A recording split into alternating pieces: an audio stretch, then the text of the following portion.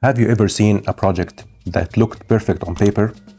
Great location, strong investors, world-class architects, billions of riyals in funding, yet, years later, it still struggles to deliver the returns everyone expected.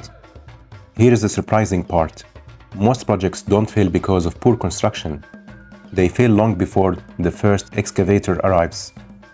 The biggest mistakes are made in the boardroom, not on the construction site. Today, I'll show you the 5 decisions that determine whether a billion-riyal project creates value or destroys it.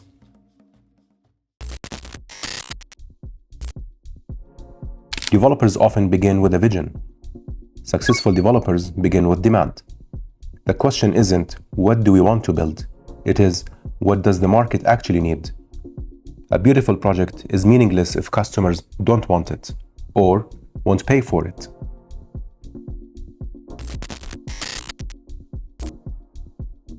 Too much retail, too many luxury apartments, not enough or more than enough hospitality, not enough or more than enough office space.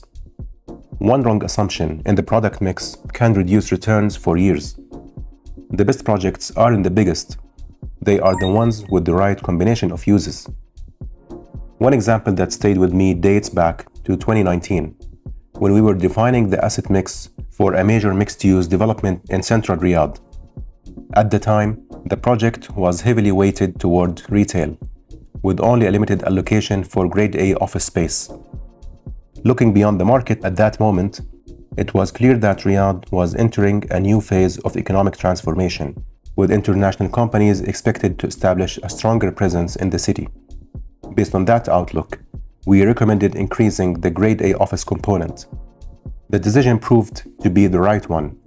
By the time the project was nearing completion, pre-leasing interest had reached around 200% of the available office space, and approximately 70% of the offices had already been committed before opening.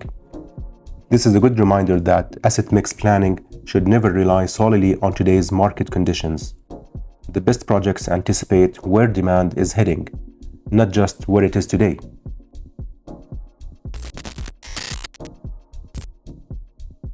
One of the most common mistakes is trying to build everything at once. Markets don't absorb supply overnight. The smartest developers let demand fund future phases. Good phasing reduces risk, improves cash flow, and gives flexibility if market changes. On the other hand, phasing isn't always the right answer. If demand is accelerating, delaying later phases may cause the project to miss a unique market window.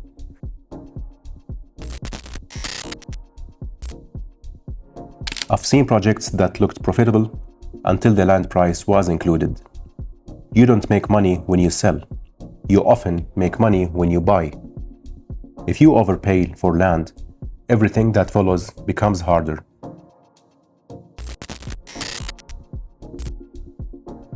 This is the biggest mistake. A landmark project doesn't automatically become a successful investment. Investors don't earn returns from iconic architecture. They earn returns from sustainable demand, disciplined execution, and strong operations. A great vision inspires people, while a great business model creates value. The best projects have both. Before construction starts, every billion-riyal project looks exciting. But by that point, most of its success or failure has already been decided. The real work happens much earlier.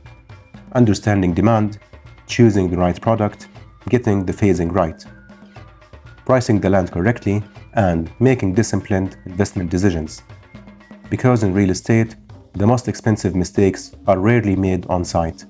They're made long before the first shovel touches the ground. If you enjoyed this video, like, share it with someone interested in Saudi Arabia's future. Subscribe to Land&Capital for more real estate investment and development insights. And I'll see you in the next one.